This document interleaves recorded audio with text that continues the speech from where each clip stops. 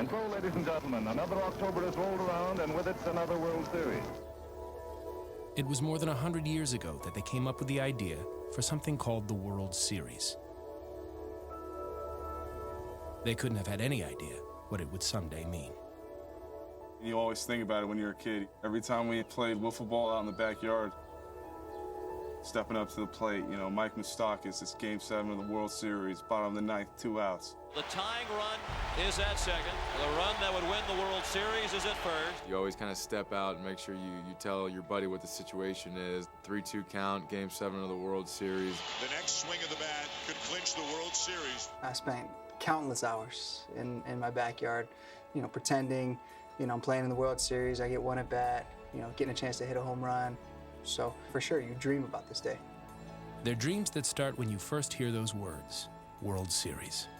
How do you do, ladies and gentlemen? We're at Wrigley Field in Chicago for the third game of the World Series. Welcome to the World Series for 1981. You're ready for this game we call the World Series. I certainly pretended like that. Like I was up to bat in the World Series, hitting a home run. Oh, what a blow! What a way to top it off! Forget about who the most valuable player is in the World Series. The history is mystifying. All those moments, mesmerizing. There it goes, the long drive. If it stays fair, home run. Way back, it is. The heroes endure for all time. Base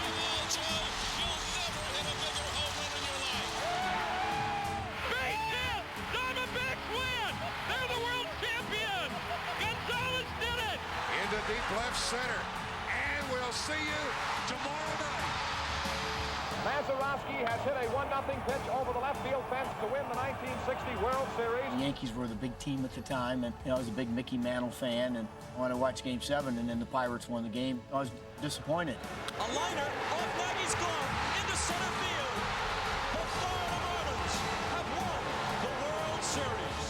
Just remember the joy and excitement that we all had at the Marlins that just won the World Series. The New York Yankees, world champions, team of the decade, most successful franchise of the century. Derek Jeter and Mariano Rivera with the Yankees when they went through all those World Series runs that they did. Watching those guys go out there and compete and all the passion that they played with, you know, that's pretty much what I remember from my childhood going to the World Series. And as magic thrives, the impossible can unfold. I don't believe what I just saw! I don't believe what I just saw! Is this really happening? Little roller up along first, behind the bag. It gets through Buckner. Here comes Knight, and the Mets win it. Red Sox fans have longed to hear it. The Boston Red Sox are world champions. And the Giants have won the World Series again. For the third time in the last 5 years. Every October, it starts anew. And then, one by one, all the others drop out and fade away. And the strangest sensation takes over. Fantasy transforming itself into reality. In there, strike three, Paul! The Mets win the pennant! They haven't been to the World Series since 2000, and the Mets are on their way back. Left side, Moustakas. Royals win the pennant.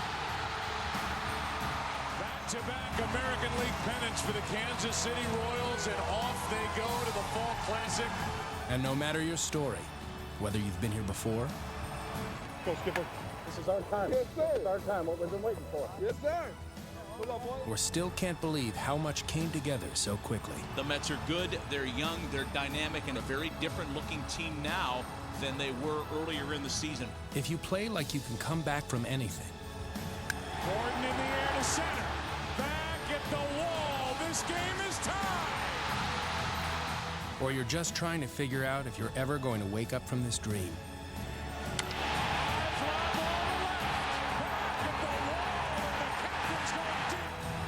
the truth? Getting here is everything you imagined it would be when you dreamt about it in your backyard. Nino, what's that say? What's that say? Where are we going? We're going to the World Series.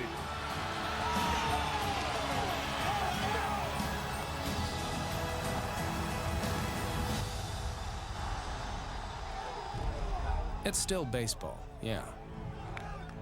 But it's also the World Series.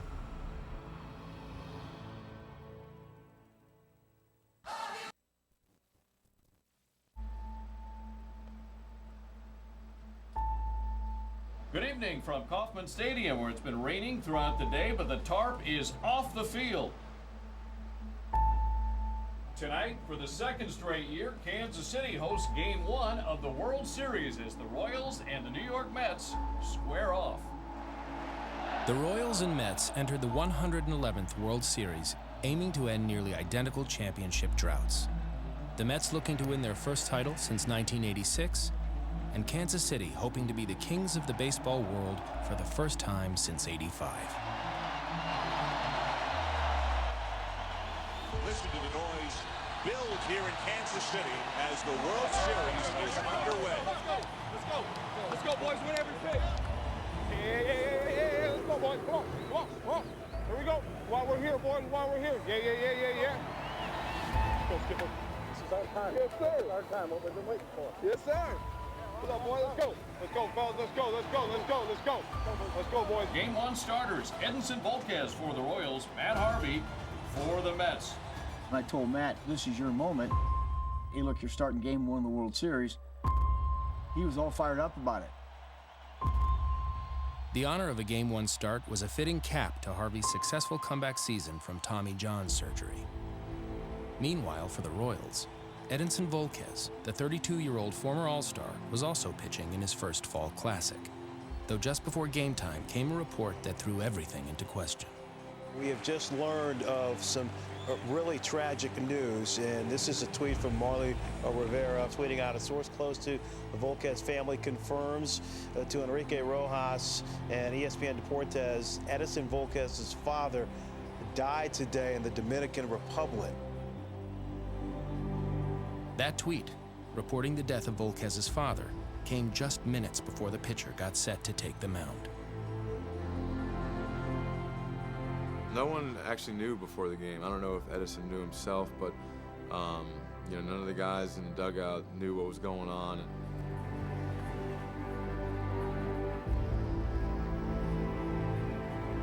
The reason he didn't know is that Volquez's family had made a decision.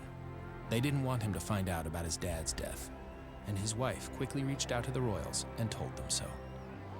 His wife was trying to determine the best course of action, and through consultation with Edison's mother, they decided that it was in the best interest of Edison to tell him after the game. Dayton and I sat in there for 5 minutes. What do we do?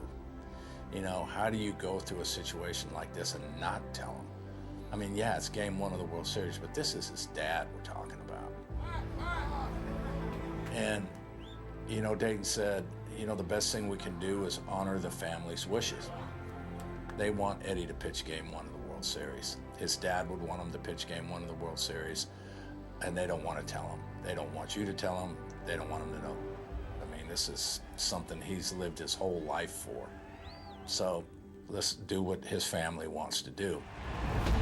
Royals are waiting for the green light, and now they can take the field.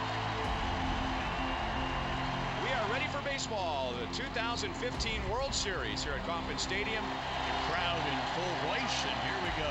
Volquez first pitch on the way, and it is a strike.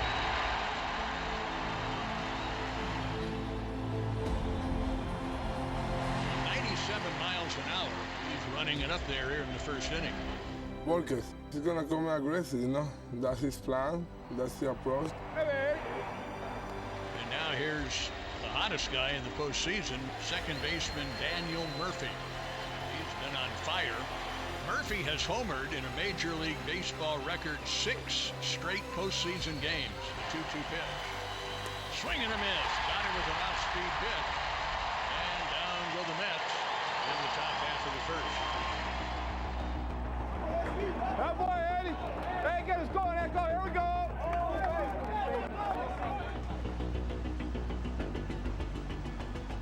Right-hander Matt Harvey, one of the premier pitchers in the National League. You can expect the Royals to be very aggressive, especially early in the count. That's the thing with our club, and especially with Escobar at the leadoff spot. Once he starts the game and once his at-bat's officially going, you know, everyone's at the top of their seat and everyone's standing up because there's a good chance he's going to swing at that first pitch. Be ready, he's swinging. First pitch. It is Escobar, and he swings and hits it into left center. Back at the track, it is dropped. Cespedes couldn't make the catch. Digging around third. Here comes Escobar. 1-0 Kansas City. He's unbelievable. I always say, you know, you step on a baseball field, you're going to see something that you've never seen before. It's the second time it's happened in the history of the World Series. The first time it's happened since 1903. A leadoff inside the park home run.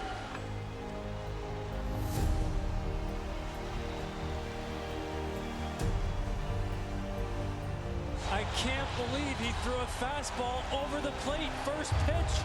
You have to pitch Escobar as if the count is 0-2 when he steps into the batter's box. You know he's swinging. I think after that happened, he probably said to himself, listen, I got to bear down here. I got to make quality pitches. And Matt settled down and pitched a good game. Harvey did quickly settle down, limiting the damage to that one run. The Mets, meanwhile, tied the game in the fourth. And then in the fifth, Curtis Granderson came to the plate.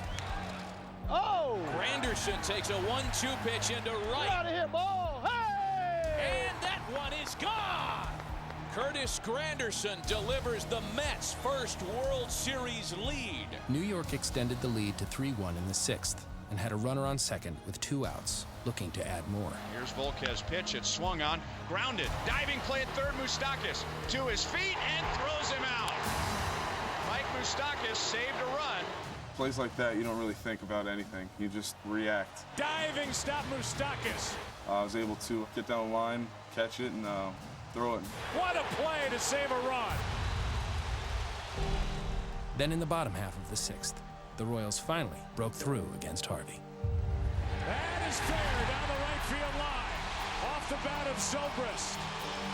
Zobrist started the inning off with a big double. That broke up a string of 11 straight retired by Harvey. Kane followed it up by a hit, and that's just kind of how every big inning has been kind of rolling along for us in the postseason. We like to keep the line moving as a team. You don't try and do too much. Tying runs are on for the Royals here in the sixth inning. The batter will be Hosmer. Fell behind 2 strikes, and from that point on, you just try and battle and see something up and try and drive it in the outfield to get a run in. That's Lagares in center field. Tagging is Zobrist. It's a 1-run game. Later on in the inning, got one huge 2-out knock from Moose to tie the ball game up.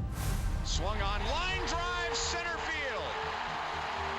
Moustakas drives in Kane. We are tied at 3. Nice piece of hitting by Moustakas. Hit that changeup. That's a great job by Moustakas to stay on that baseball. Got to a 2-0 count, and I was looking for something out over the plate. He ended up throwing me a changeup out over the plate, and I was able to drive it up the middle for a base hit and game-tying RBI. How many times have we seen him in big spots deliver a big-time at-bat? Which was huge for us, especially with the bullpen that we have. Going later into that game, we knew that we had a good chance of winning. And as the Royals called on their bullpen, Edinson Volquez's night was over. He was mad, he was disappointed, because he wanted to go back out for the 7th inning. It's like, I'm not done. You're done. You did a great job. You kept us in the game. Let's turn it over to the bullpen. But I just kept thinking, man, this is going to be rough. When he walks upstairs and finds out, this is going to be really, really hard. Even in the midst of the game, the Royals took care Volquez would be told about his dad the right way. Once he came out of the game at the 6th inning, we made sure that his wife and family were given the proper space and opportunity to share that tender moment together. And it's a tough thing. Davenport came to me and said, "Hey, I need to talk to you," and I was like, "Oh, something happened." I was like, got a feeling like something was wrong. And I went straight to the Nate Joe's office. And I see Dayton Moore and Rene Francisco and my wife. And I was like, what happened? and she told me like, hey, your dad passed away. It was like, it was a big moment for me. I never expected to see my dad like pass away.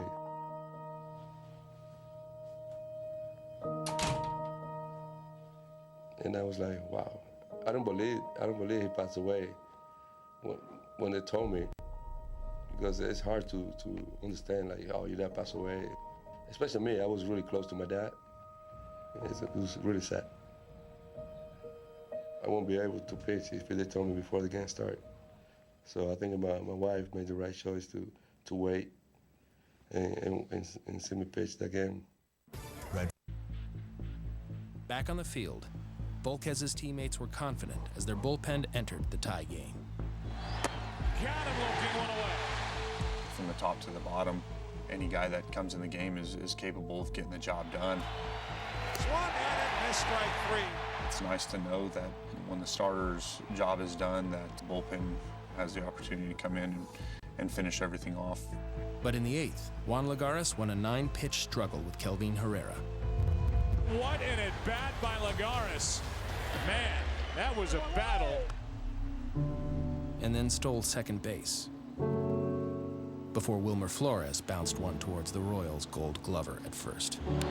Right side, and it gets through! Here comes Lagares, and the Mets take the lead. Hosmer could not make the play. I got the hop I wanted, came in and charged it, but just nicked off the side of my glove there. It's not quite a gets through Buckner, but it gets by Hosmer. You know, as a teammate, as a player, it's never a good feeling having that happen. But as the Royals headed to the bottom of the 9th, trailing 4-3, the situation was familiar. 5 times already in the postseason, Kansas City had mounted late-game comebacks. Now, though, they were facing a Mets closer who'd been all but unhittable throughout October. To the shortstop, Flores. 1 out. Familia up to that point was absolutely unhittable. I mean, he hadn't blown a save since the middle of the summer. And I'm like, oh, geez, man, this is going to be tough. Now for Familia, we're talking about 10 1/3 innings in the postseason, 2 hits allowed. Here's Alex Gordon, 0 for 2 with a walk. Think about the difference in this game being an unearned run. How rare that is for Kansas City. The first unearned run they've allowed in 136 innings. We never give up. We go out there every inning. As many outs as we have left, we're going to take advantage of it. That's just who we are. That's Kansas City Royals baseball. Familia sets. 1-1 pitch. Gordon in the air to center. Back at the wall. This game is tied.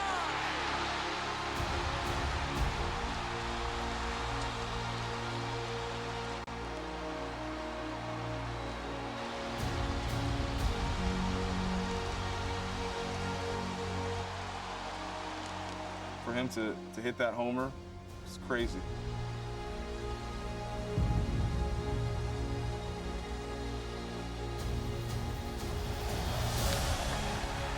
Alex Gordon with a drive to straightaway center field.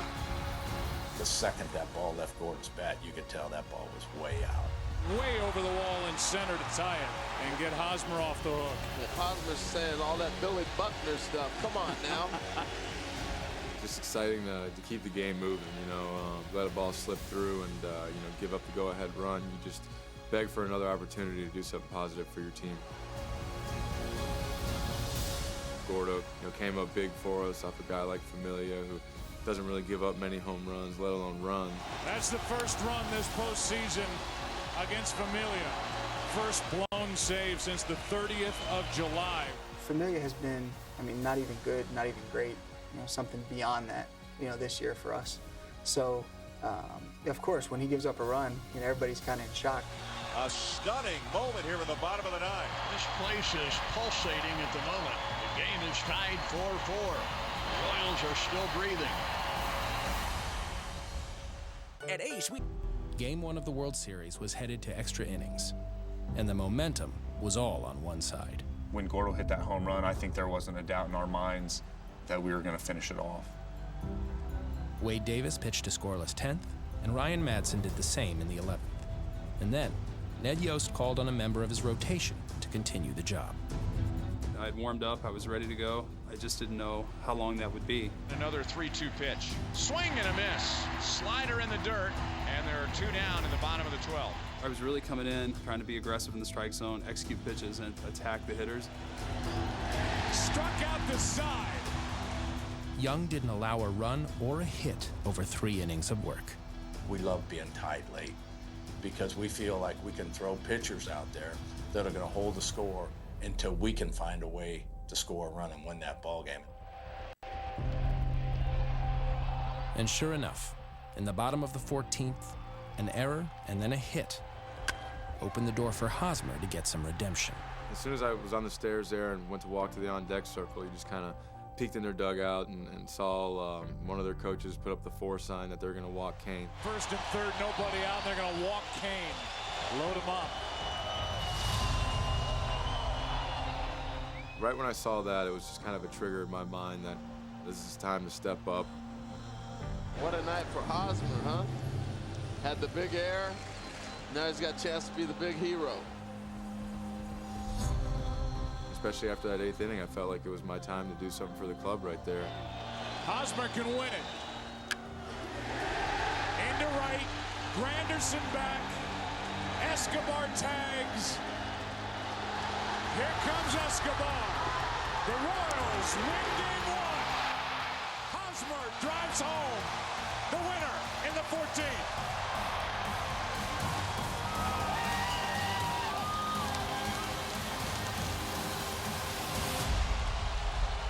I'm just glad I can have the opportunity to do something positive for the team there, because that doesn't happen without CY, without Gordo, without these guys. It just came through, and it was a great feeling. And after a long battle, the Royals, in 14 innings, take Game 1 of the World Series 5-4. Woo! 6 injured. Oh, baby. The way these 2 teams competed tonight, we saw an epic battle. You know, I wanted to redeem myself for what happened earlier, and that's the beauty about this. It's huge to get Game 1 for us, and I think that game just kind of resembles the character of our team and what we've been doing all year. Let's go! We got 2 more, guys. 2 more, okay? 2 more. Now we go. A 5-hour, 9-minute Game 1. 14-inning marathon. It is amazing. They set up an exciting series for us. Definitely waited it out, that's for sure. Only redeem yourself. You get off the field, you have all the joy from a crazy game that's going on, and we finally come out on the positive side of it, and to come in the dugout and hear the terrible news that, one of our brothers, family members had passed away. It just hit everybody right there. And for me, I heard the news right after the game. I found out in the 14th inning, right before we won the game. I was standing next to Ned, and he told me, said, "Let's win this game for Volquez," and then explain what happened. We've had it 3 times this year with Chris Young's father, Mike Moustakas' mother, and now Edison. And you just see the strength and the brotherhood of our club when we have the loss of a loved one, and how guys just rally around him and pick him up. Losing my mom earlier this year, it's difficult, something that you don't want anybody else to go through. But it's part of life, and it happens. That's where a team comes in, and everybody can be there for you, and you can lean on each other, and that really helps a lot when you're going through a tough time like that.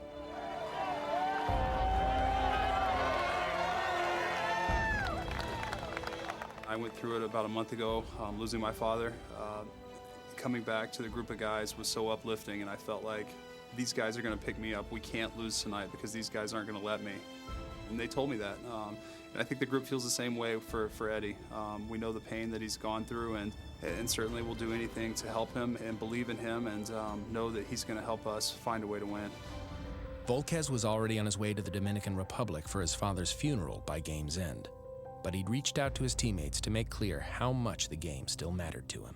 And what was the text message he sent you? They tell me, they text me like he say, "Thank you guys for winning this game for me and for my family." Do you know?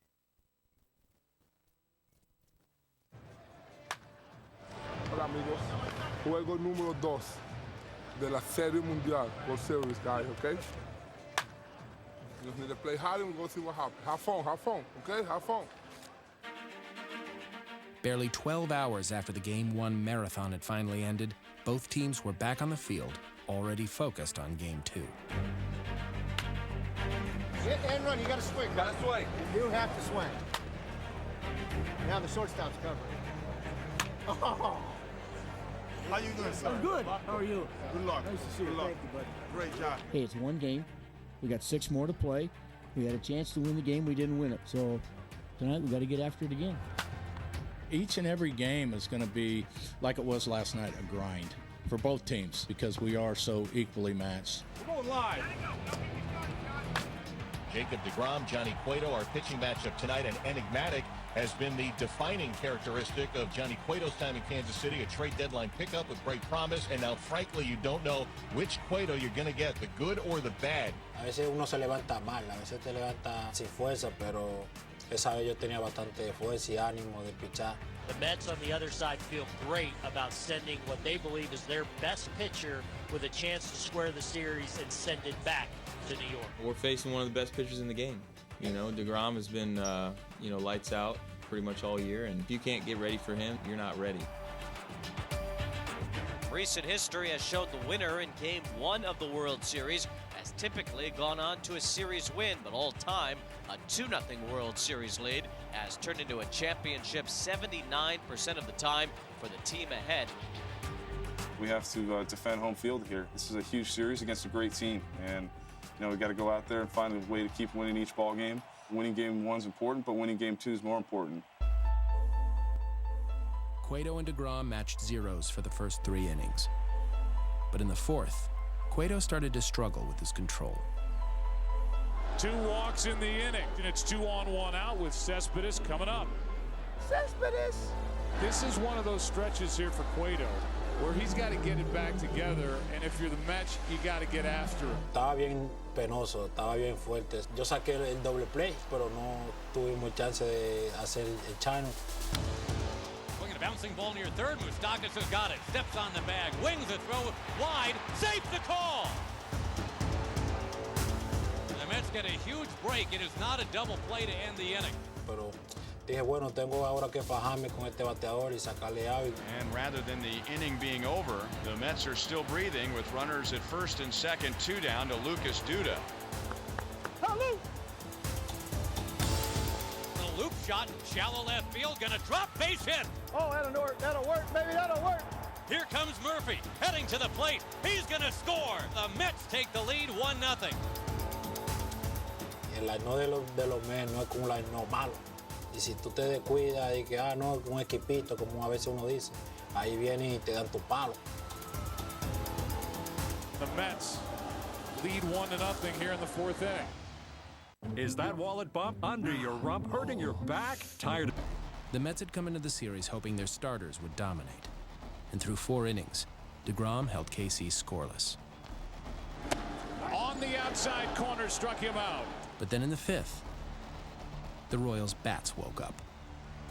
That's a base hit in the left. And it's the bottom of the order with a walk and a single. Back to the top, Escobar coming up. Hell yeah, player! Now it'll be interesting to see how they're going to try to defend this. Is he going to bunt? Is he going to swing? All right, Esky probably bunt on his own here, so just make sure it's down. I didn't even put a sign on there. I said, I know Esky's going to bunt. He is bunting foul. Foul ball. And it's like, okay, he'll get it down this time. Boom, foul ball again. Bunting again, and again, it's pushed foul. I turned to Mike Moustakas and I said, okay, let's just go ahead and get a single right here. That's into center field, a base hit. Come on, come on, come on, come on! Here comes the runner, Gordon. Tie game. Yeah! That boy Esky! Hell yeah! So he couldn't get the bunt down twice. And what does he do? Drives in a run with a base hit. He's just a spark plug at the top of the lineup. I think, everyone knows he goes up there hacking, especially the first time through, and just does a really good job to adjusting the situation. All through the postseason, Eric Hosmer had been a master of key situations himself. With just 1 hit with the bases empty, compared to a .346 average and 13 RBIs with runners on. And with 2 outs in the 5th, he faced DeGrom with men on 2nd and 3rd.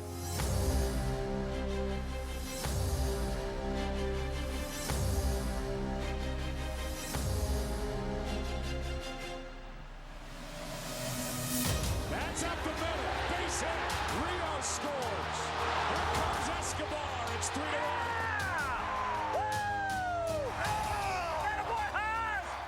You're not going to have many opportunities with the guy who's on the mound to get runs in, so whenever we had a chance at a big inning, we had to take full advantage of it. Boy, has Eric Hosmer made his hits count or what? 3-1 Kansas City. Kendrys Morales followed Hosmer with a single of his own, which brought up Mike Moustakas and another chance for an RBI. That's a ground ball into right center. In to score is Hosmer. It's 4-1.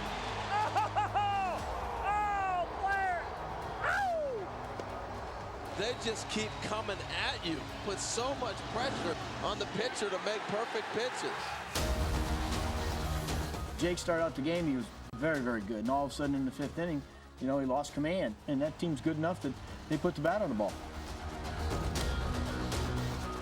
This is a lineup that is relentless, it's balanced, it's good 1 through 9. It's a fun team to watch. It's just who we are. It's Kansas City Royals baseball. We know that we're going to be able to keep the line moving, as we always say, and find a way to win a ball game. Well, these guys put on a clinic. They are special. With yet another postseason rally, the Royals had taken control of Game 2. Now it was Johnny Cueto's turn to regain control and prevent the Mets from mounting a comeback of their own. Strike 3 called over the inside. And right after the Royals score 4 in the bottom of the 5th inning, Cueto has a 1-2-3, top of the 6th. After his kind of up and down performance at times in September, for him to come into the World Series game, the biggest game of his career, and pitch like he did, just proved that he is the ace that we thought he was coming in. Johnny Cueto has been in charge. We knew Johnny would pitch great here at home. He loves this place, he's comfortable in this place, and he didn't disappoint. Cueto finished off the 8th inning by retiring his 13th straight batter and returned to the dugout to accept a few high fives, but also convince his manager to let him keep going. Johnny was fighting, he wanted to go back out. And I'm like, okay, look, you've done your job very, very well tonight, but keep your head in the game, because if we score a couple runs, I'm gonna let you go back out. And sure enough, the club that had been doing damage late in games all through the playoffs did it again in the 8th, with Escobar providing the finishing shot. Here's one into center. Back is Lagares. Over his head. Gordon scores. Flying to third is Escobar. They just keep coming. 7-1 Royals. Ellos me dijeron si hacíamos 2 carreras más que yo iba para adentro. Gracias a Dios que hicimos 3 carreras más y piché mi 9 innings como lo quería. We go to the 9th inning, 7-1 Kansas City on top. And this crowd was anxious to see Cueto pop out of that dugout, try and finish what he started.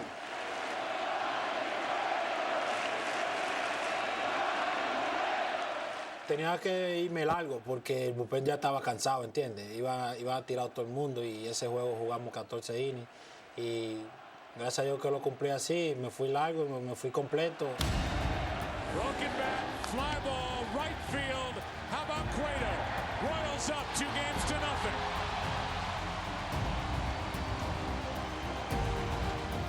It was an unreal outing by him. He did a phenomenal job, and that's why we got him, was for that game right there. Alcides Escobar wanted that baseball as he presents it to Johnny Cueto. Esto es un juego importante. Estos juegos cuando tú ganas hay que celebrarlo bastante bien porque no es fácil aquí en los playoffs. Johnny Cueto, a complete game 2-hitter as he pitched up a huge win in his first ever World Series appearance, and the Royals win 7-1. Well, the Mets can't wait to get this series to Citi Field. Right now, though, Game 2 belongs to Johnny Cueto. After we lost Game 2, I walked in the clubhouse and I said, we've been here before. We're not down. We've got a very positive attitude going into Game 3. Regardless, you got to win 4 games. You know, whether you lose the first 2, win the first 2, you got to win 4. This isn't the ideal position to be in, but by no means is this thing over. The series is far from over. There's still a lot of work yet to do. Yes, sir. That's two. Let's take the show to New York, baby. Let's take the show to New York. You know, we're going to head into a tough environment over there in New York, so it was important for us to take these two. And I think that's one thing we've learned as a team is you can't let up at all, and you know you got to keep the foot on the gas. Two more. Two more, guys. Two more.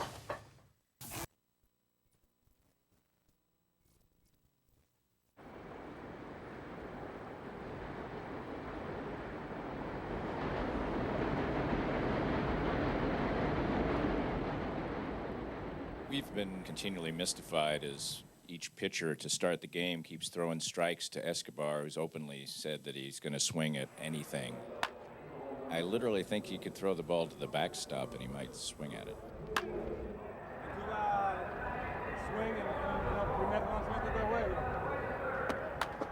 Seguro que sí, man. Seguro. De una vez seguro. La única forma que no haga swing, bien afuera, malo, pero ahí, I'm ready. It's something else being able to watch Escobar go up there and hit and swing at the first pitch almost every single game. But I got a few tricks up my sleeve that I'll be able to break out tomorrow night. So I'm looking forward to it. From Citi Field in Flushing, Queens, welcome to New York Mets baseball. Tonight, the Mets face the Kansas City Royals in Game 3 of the 2015 World Series, the first World Series game played in Citi Field history. The starting pitchers tonight for Kansas City, right-hander Yordano Ventura, and for the Mets, rookie right-hander Noah Syndergaard. So far, so good for Kansas City. They did what they had to do at home. And if the Mets want to climb back into this series, they need their number 34 to step up here tonight. Certainly, we got all the confidence in the world that Noah Syndergaard tonight is going to go out and do what we need to have done, and that's, you know, get us back in the series. And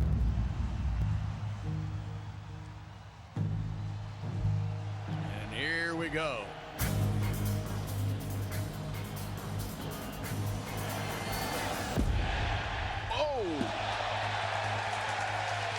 Up and over his head into the backstop. Ball one. Message, try swinging at that, bub. It's game on, no doubt about it. Mets fans love it. I don't think Moustakas did. No, obviously I wasn't a big fan of it. You know, the guy threw a 97-mile-an-hour heater, high level, pretty close to a guy's head, and had a plan to do that. We're an intense team. We play with our emotions on our sleeves, and you know, when that happened, it kind of just took us to that next level. Zobrist, a switch hitter, batting left. Here's Cespedes back on the move, won't get it. Short hops the wall, and it's a one-out double for Ben Zobrist. Syndergaard had sent a message. The Royals' response was to just keep playing their game, putting the ball in play. Little excuse me bouncer that gets past Syndergaard. Wright picks up and he'll have no play. Runners at the corners with one away in the top of the first. This is another reason why the Royals, in their ability, even in this situation, to hit the ball and see what happens. And a chopper towards first, leaping Duda. He grabs it, throws to second, one, Flores to first. Wide throw. It was taken wide of the bag with Syndergaard and Duda both there off the bag. So Zobrist scores, and the Royals have a 1-0 lead. Haas runs pretty well for a first baseman. So as I'm crossing the plate, I'm just looking, hoping that he's going to be able to make it there. He put enough pressure on the defense right there with his legs to get the job done. But in the bottom of the first, Granderson immediately got on base for the Mets, which brought up New York's franchise player in a potential huge spot, but shadowed, as he'd been virtually all season, by doubt. The question right now for me, for the Mets, is what is New York going to get out of this guy, their captain, David Wright? He's had the bad back. He's got spinal... He has missed 115 regular season games. Still trying to get on track. He's 2 for 11 in the series, hitting just .171 during the postseason.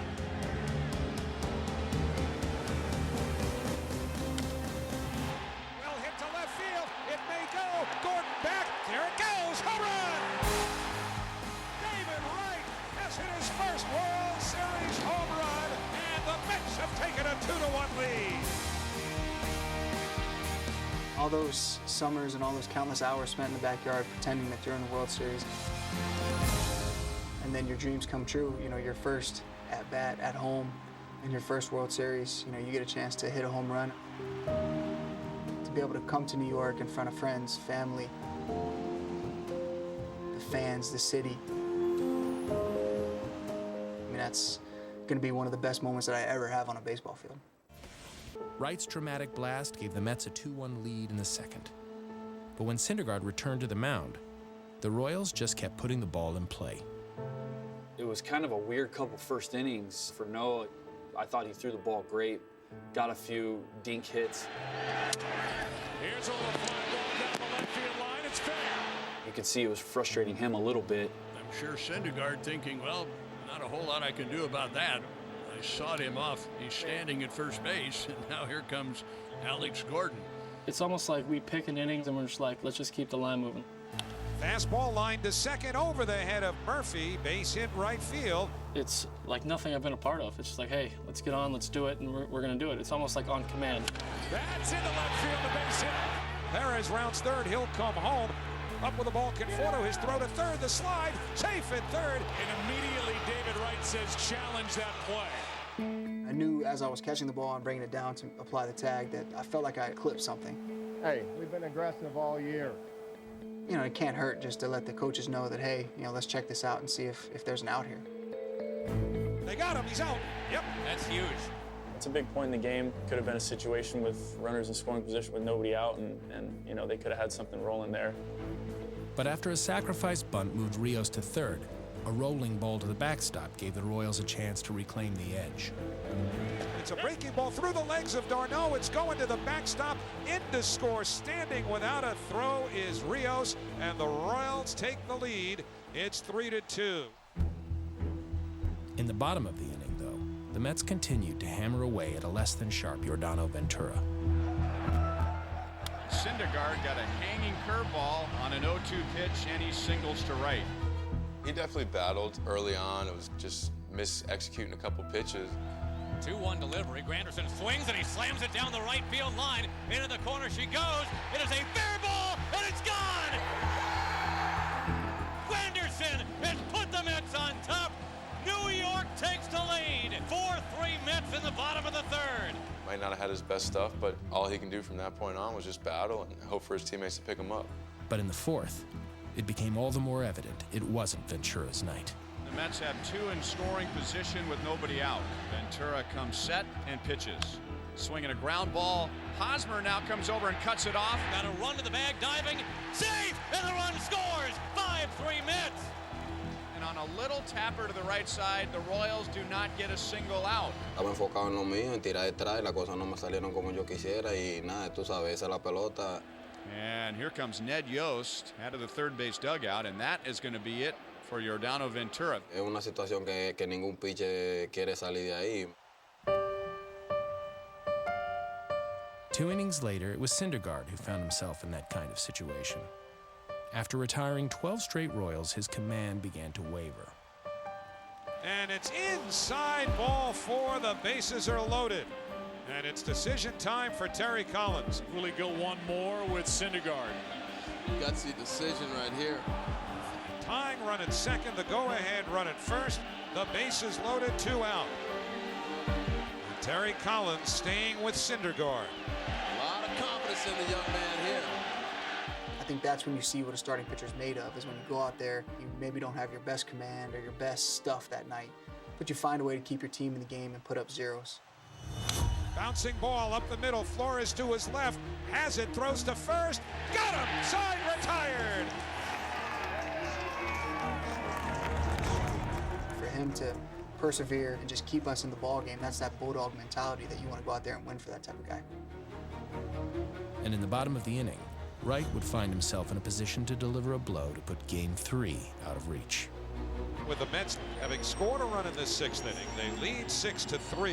Here is David Wright with an opportunity to really give the Mets some desperately needed breathing room against a Kansas City team that you just can't squash. Bases loaded, you know, you have to remember that, hey, let's take a deep breath here, especially in this situation. You know, don't get caught up in the moment, don't get out of your game. So I think the biggest thing was just try to make it as simple as possible.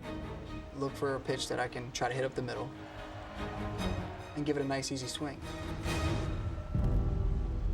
Line to center field, base hit for David. One run scores, here comes your rebound. No throw, and on at first with a 2-run single is David Wright, and the Mets have an 8-3 lead. David has driven in 4 runs in this game. You're happy for David, you're happy for the team. The Mets head to the 9th inning, leading the Royals 9-3. We're in a situation where, we need to win games. Serves a little ground ball for David Wright, and we have a series, folks. We fully understand it's going to be a dogfight. They're a good ball club. They play with a lot of passion, and so there's going to be no quit out of them.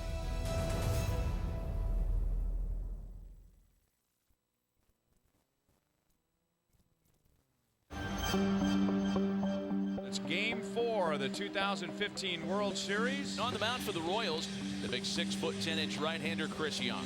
Royals up in this World Series 2-1. Mets got back in it last night. So a lot at stake tonight. The Royals hope to go up 3-1 over the Mets. We're doing the best we can do it to win the game, and we're going to see what happens the next time. If the Mets win, we're all square at 2 games apiece. Halloween, what kind of trick or treat do we have in store tonight? This becomes the biggest game in the World Series for us. I don't know any other way to approach it except have it that way. Big night for the local product rookie Steven Matz, getting the call in Game 4 of the World Series. Quite frankly, he's the one guy that really made me nervous because we had struggled at times against power left-handers with a swing and miss curveball. As Game 4 got started, Ned Yost's fears of the 24-year-old Mets starter were confirmed. And while Matz shut down KC, in the third, another Mets rookie, 22-year-old Michael Conforto, haunted them further. Conforto hits one into right. Towards the upper deck, it is fair! Home run, Conforto! Wilmer Flores followed that up with a base hit and got to third with 1 out, which gave Granderson an opportunity to add to the Mets' lead. Granderson into right. Rios will come up ready to throw. Flores will tag. Go ahead, go! Throw to the plate is not in time. 2-0 New York.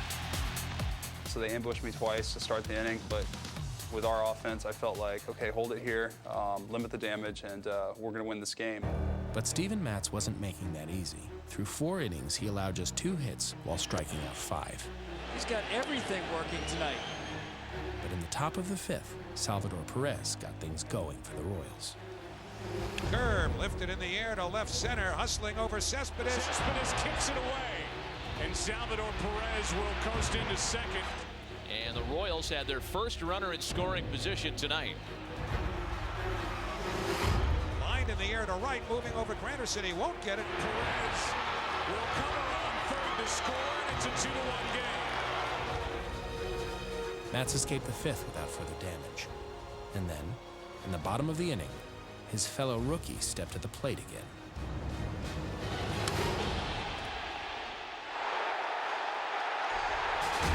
Home run! Michael Conforto! It's his 2nd home run of the game. He's had a rough postseason. He hasn't had a lot of hits, but he's dangerous, and tonight he showed that. And the Mets have a 3-1 lead. That certainly was a big run at the time. Not by any stretch of the imagination did we think the game was over. Sure enough for the Royals, the game plan would be the same in the 6th.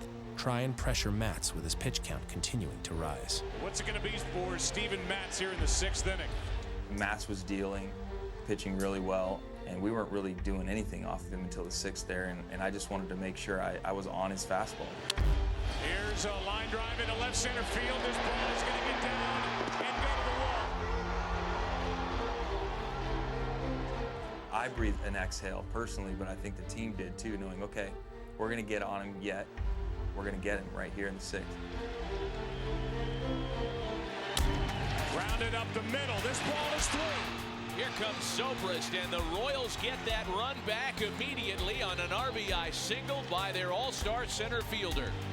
The run knocked Matz out of the game, but the Mets' bullpen stemmed the damage there.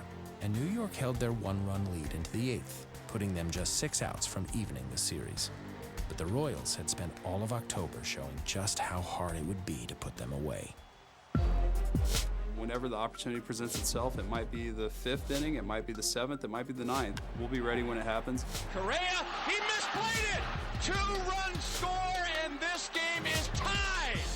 The guys just do a tremendous job of really taking advantage of those opportunities. Bottom of the 7th inning, one pitch and a pop-up. It's going, Scully gives way to Bautista, and neither makes the catch. Base hit right field. Line drive, left center, it's down for a hit. Line drive, base hit, tie game. We never give up. We never think that we're out of the game. And we keep playing until the last out's made. Going to third is Kane. Bautista throws to second. Kane's coming home. Tulowitzki's throw. Royals lead. Unbelievable. This has been a team that has never lacked in the confidence that they can come back in any situation. Top of the order for the Royals. We go to the 8th. Escobar with a comebacker, snared by Clippard. And the Royals are down to their last 5 outs tonight. 1 out, nobody on. Here's Zobrist. And the 3-1 misses outside. The tying run is on. I'm sure the stomach is turning for Terry Collins down in the dugout. You know, we said we're going to start with Clippard, but I didn't want to have to burn Jerice tonight for 2 innings. That's ball 4, and it's 2 on with 1 out. Back-to-back walks by Clippard. And he has just really kicked open the door and handed the Royals an invitation. Here comes Terry Collins, and he needs his closer. This could be the crossroads of the 2015 World Series. Okay, this guy has no picks at second base this year. None. Okay? How quick is he to play? He can be like 40, but he picks up the target before he goes to the plate. He gives you 1 look, he locks on the plate, and then he goes. No inside moves, no picks, no nothing there. Just look at him for a couple pitches and see what he's got. Because the thing is, you got these 2 guys coming up, you don't really have to do anything. Yeah. I don't think it's overstating it when you say the World Series is on the line right here. If the Royals pull this one out of the fire, they are in great shape. If the Mets hang on, this series is evened up at 2 apiece, and anything goes. Zobrist at second, Kane at first. 1 out, 8th inning, 3-2 New York. And the batter will be Eric Hosmer. Come on, Haas! Come on, Haas! It's a team that just looks for a little crack. You know, if you find a little crack, they're going to make something happen.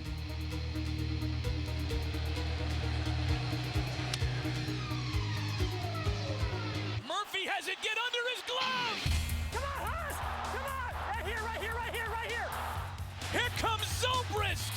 And this game is 3-3 in the 8th. Hell yeah! Hell yeah! Now we're talking!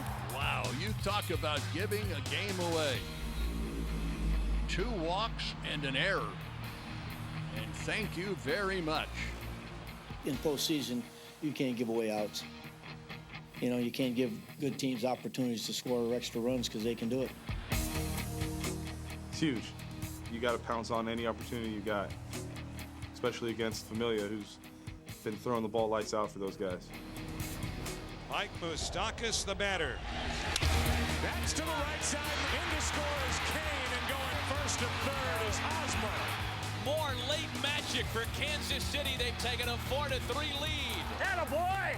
Certainly one of those situations where, you know, we couldn't stop the bleeding. The 2-2 pitch now to Perez. That's into right field. That ball's going to get down. Another run scores. It's 5-3. Once they get rolling, it just doesn't stop. That boy, player! Hold on! Play, let's go! It's a 3-run top of the 8th and a nightmare of a meltdown here in the 8th inning for the Mets. That just took all the energy out of the stadium. The task of getting 1 run off of Wade Davis is virtually impossible, and then you throw another run on top of that. You just know the game's sealed from that point on. But while Wade Davis kept the Mets hitless in the 8th, some of their biggest bats were due up in the 9th, and New York wasn't about to go down quietly. The 2-2. Hard hit left side and through Moustakas. Murphy is on with 1 out in the 9th. You know, gave up that hit to Murphy, which I usually play step and a dive, and that was more of a step, and I don't know what happened, but got the base hit. And that's going to bring the tying run to the plate. Cespedes 3 for 7 against Wade Davis. The 1-1. That's into right, a base hit. Tying run on base. Winning run comes to the plate. And now with Davis working his 2nd inning, he's given up back-to-back hits.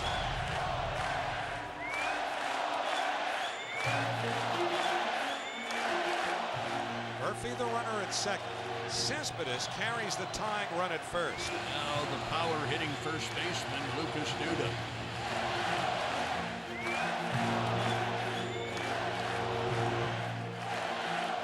Wade threw a cutter in on Duda's hands. The 0-1 to Duda. And I saw it coming over my way. Broken bat, that is caught. I kind of glanced up to see what the runners were doing, and then I saw Cespedes really off of first base. So I ended up just catching it and doubling him up. And the back is Cespedes, and the game is over. Yoenis Cespedes just took off, and he's doubled off. Ended the game, which was a pretty big win for us. Game turned on a mistake, ended on a mistake. A wild finish after a wild night. This is about the collective bunch, a group of guys all fighting for one another, getting the job done in a complete team effort. It was a big game for us to win, you know, take a 3-game-to-1 lead. I think everybody's going to come to the park tomorrow ready to go. And the Kansas City Royals are 1 win away. One more. Yeah. Go. You both.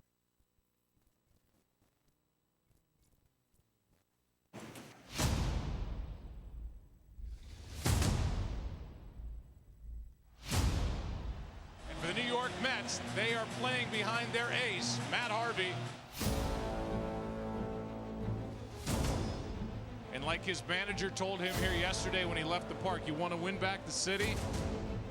This is your chance. It had been the most difficult chapter of Matt Harvey's comeback story. A controversy over an innings limit that had broken in September. Matt Harvey's agent Scott Boras saying a hard limit of 180 innings, including playoffs. The supposed ace, he could give a rat's tail about the team he pitches He for. likes to come across as basically Batman, and now he's gonna hem and haw? The drama had mostly subsided by the time Harvey earned 2 playoff victories. Now in Game 5, he was looking for the start to define not just his season, but his young career. The inning stuff, I think that's kind of all taken care of and obviously completely thrown out of the window. So the biggest thing is going out and doing everything I can to help his team and try and get us another win. Matt Harvey survived Game 1 without having his, quote, A stuff. And we'll see what he has tonight. Chuck him out. 89-mile-an-hour slider. Inning over. Good start for Harvey.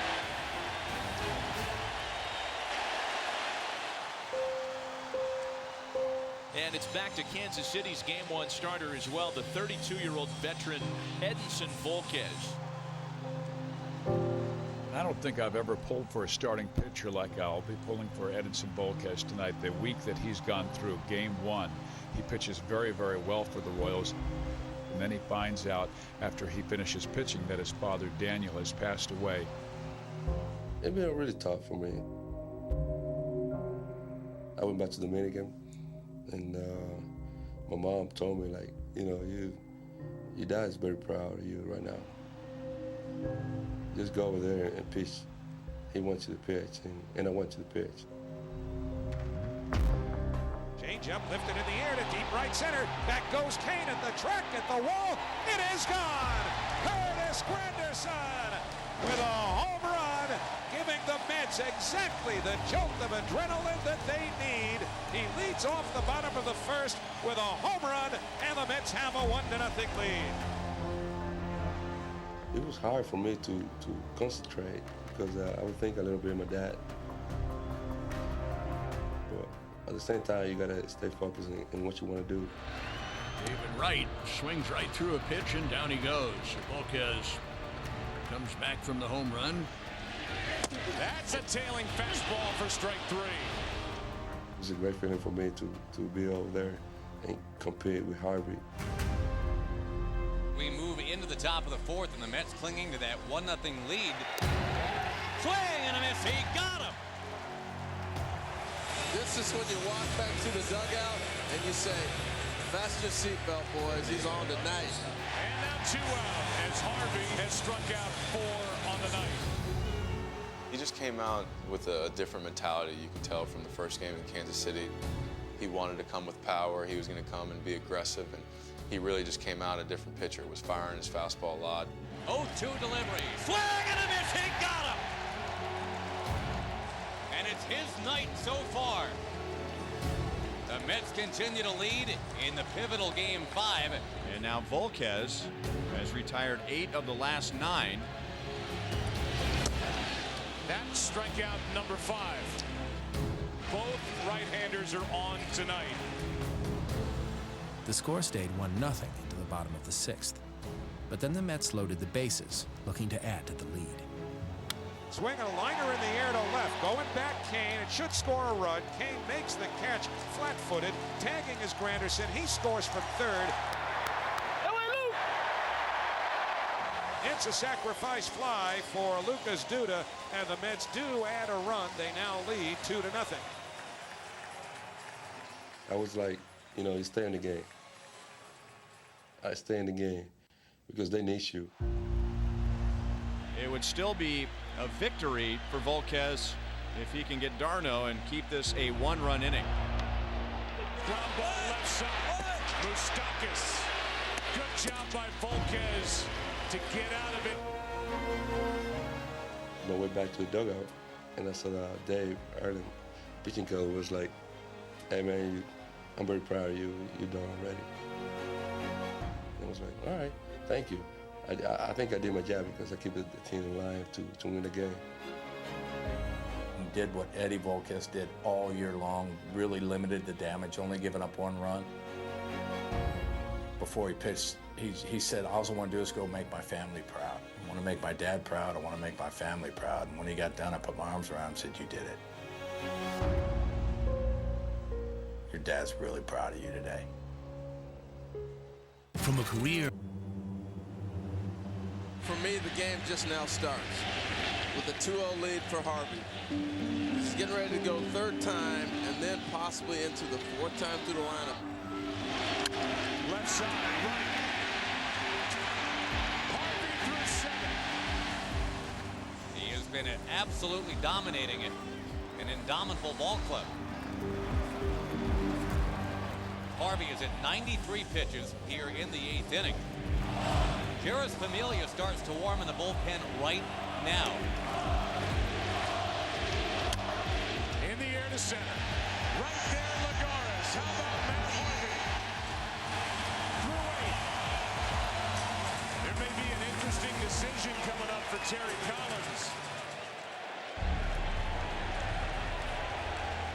Terry Collins might have had designs on taking Matt out. Matt had other ideas. I told him that we were going to go. That was enough, and he just came over and he said, "I want this game. I want it bad." And I said, "Matty, you've got us exactly where we wanted to get you." And he said, "I want this game." It's not an easy call for Terry Collins at all. Thinking about winning the game, of course, but also thinking about the future. The huge future in front of Matt Harvey. Here's a 3-2. A strike 3 call, and good work by Herrera.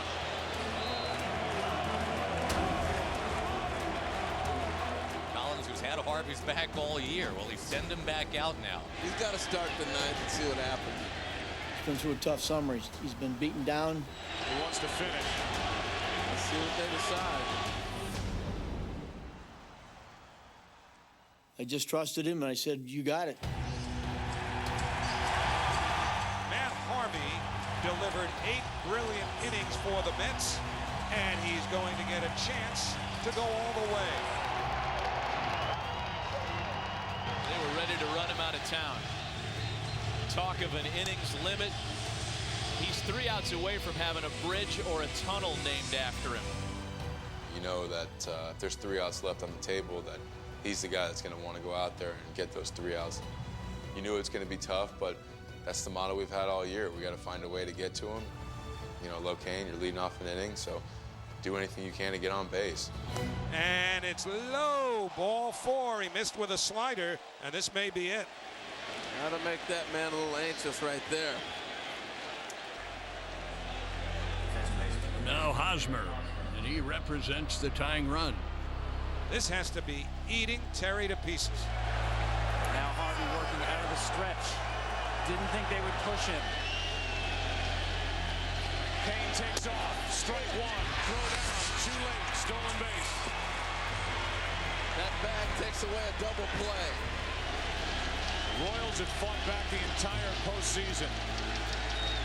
A chance here in the 9th inning. The whole entire game, he had just been beating me inside, especially with a lot of hard stuff. So I told myself if he's out there on the mound and he wants to get beat, he's gonna want to get beat by one of his best pitches. So I told myself to be ready for something hard. That's in the air to left. Back comes forward. It's over his head. Up against the wall. Come on, Haas! You gotta go fast. Come on! Come on! Come on! 1 run scores in the tying run to second. Hosmer. The Mets lead is cut to 2-1. Here come the Royals again. Just kind of gives us the spark that we needed. The time is now, and this is possible. Let's get it going. Here comes Terry Collins. So maybe against his better judgment, the emotional appeal made by Matt Harvey, and he convinced his manager that things were okay, but it didn't turn out that way. Obviously, I let my heart get in the way of my gut, and, you know, I love my players, and I trust them. It didn't work, so. Guys, the relentless Royals have the tying run at second, and nobody out as Jeurys Familia comes into the game. At that point, we'd seen him enough where we had a pretty good idea what we're going to get. Moose does a great job of getting a runner to third. Wright, Flores, Murphy, Duda, all in. Less reaction time of the ball hit on the ground by Perez, but they'll do anything they can to keep that run from scoring. The swing and a little broken bat, one hopper to the left side. Wright has it, looks the runner back. We all know that David Wright is playing banged up. He's playing through, you know, some stuff in his shoulder. You see that he had to make sure he got his shuffles in and threw the ball over. Looks the runner back, throws to first in time, throw to first, runner coming home. As a first baseman, the last thing you're expecting is the guy on third to be running home in that situation.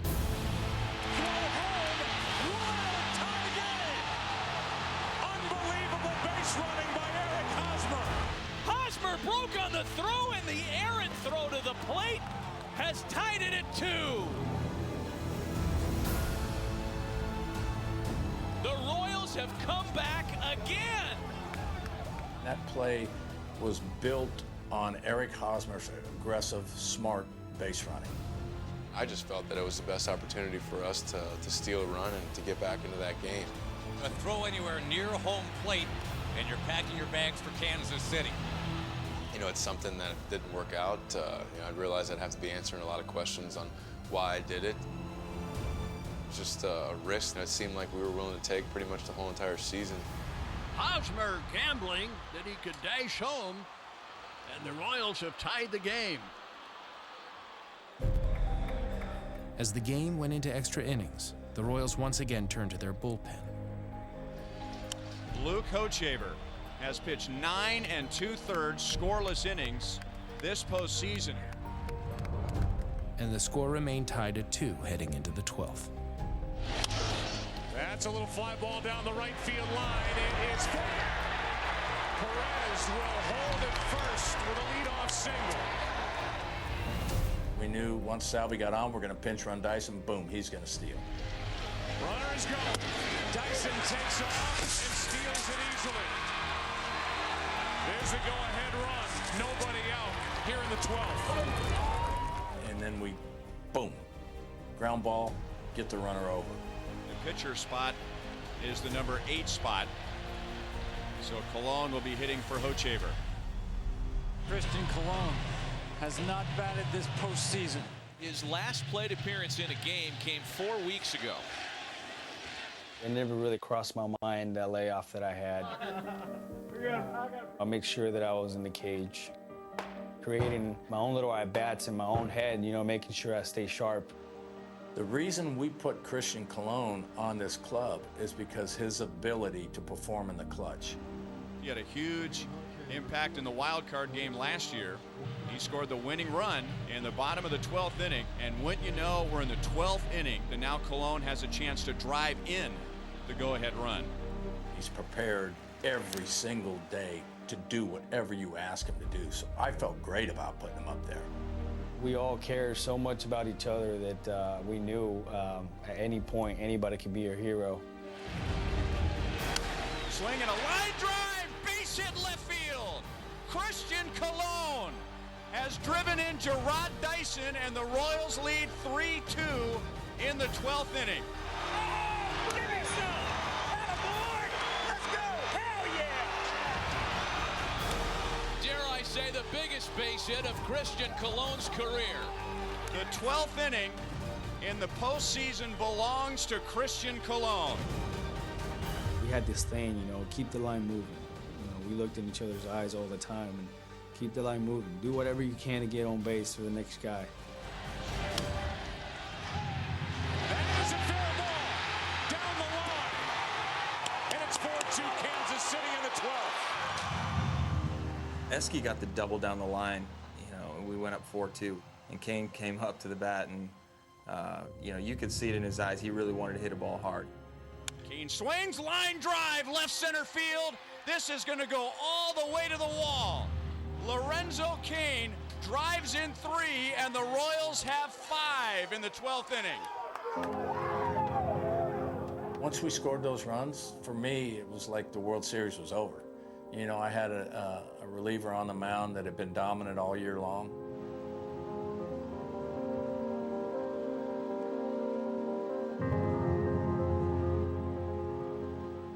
I knew he'd be dominant again that time. So, you know, we got the first out. It's like, good. Judah strikes out one away. Go back and some of the outings he's had this year, we've looked at some of the pitches he's thrown, and I mean, they're just unhittable pitches. Swing and a miss. And the Royals are 1 out away. You know, we came so close last year to winning the World Series, and that hurt. As a group, we're just, you know, we had such a special bond together as a team that it didn't feel right to not be known as world champions. Went to spring training with one mission. This time, win the last game of the year. It's everything you've worked for. It's everything you play for right there. Davis comes to the plate. Strike 3 called. It's over.